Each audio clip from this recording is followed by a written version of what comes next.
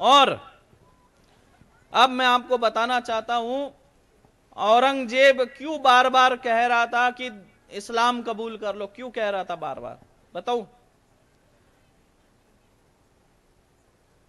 देखिए, जब छत्रपति शिवाजी महाराज ने देखा कि औरंगजेब हिंदुओं पर अत्याचार कर रहा है, तब उन्होंने हिंदवी स्वराज्य की स्थापना की। छत्रपति शिवाजी महाराज कौन है? छत्रपति संभाजी महाराज के पिता। जब औरंगजेब ने हिंदुओं पर अत्याचार करना शुरू किया तो छत्रपति शिवाजी महाराज ने स्वराज्य की स्थापना की, हिंदवी स्वराज्य की। एक तरफ पूरा मुगल साम्राज्य था तो दूसरे तरफ छत्रपति शिवाजी महाराज और उनकी कुछ गिनती की सेना थी।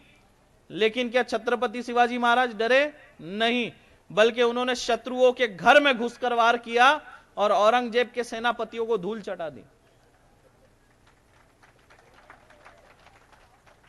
और उन्हीं के पुत्र थे छत्रपति संभाजी महाराज।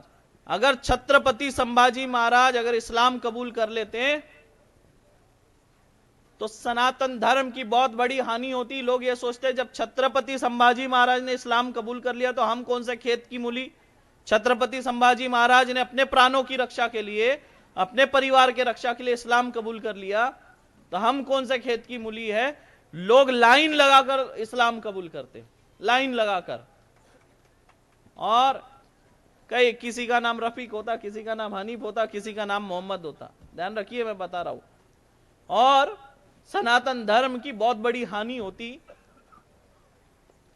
छत्रपति शिवाजी महाराज, छत्रपति संभाजी महाराज की वजह से साउथ के जो मंदिर है वो सुरक्षित रहे, क्योंकि औरंगजेब साउथ की तरफ बढ़ ही नहीं पाया, इधर ही उलझा रहा, महाराष्ट्र की तरफ।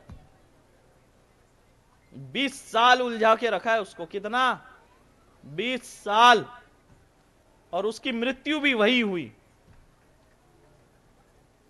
उसको जाने नहीं दिया। बाद में मराठाओं ने घेरा, उसको जाने नहीं दिया। उसका स्वास्थ्य खराब हो गया था, वो वापस दिल्ली की तरफ पलायन कर रहा था, पर उसको जाने नहीं दिया गया और उसकी वही मृत्यु हुई। तो इसलिए मैं आप लोगों से कह रहा हूं, सनातन धर्म के लिए जागिए, अब भी समय है। थोड़ा मुश्किल है, बहुत हमें संघर्ष करना होगा, बहुत तैयारी करना होगा और आज से करना होगा। तो बोलिए कौन कौन है साथ में सनातन धर्म की रक्षा के लिए? खड़े हो जाए, एक जो तन मन धन से खड़ा है, हो जाओ। एक आदमी खड़े हो जाओ। अब तो ज्यादा खड़े हो गए। हाँ, एक आदमी बैठ जाओ कोई।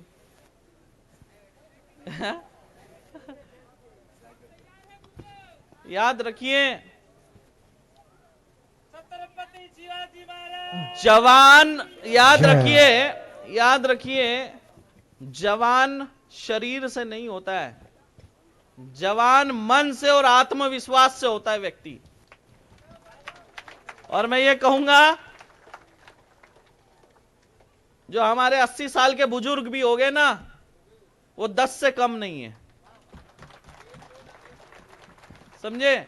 जब समय आएगा ना तो हमारा 80 साल का जो बुजुर्ग है वो भी दिखा देगा कि 10 से कम नहीं है करके। और युवाओं की तो बात छोड़ दो। और हमारे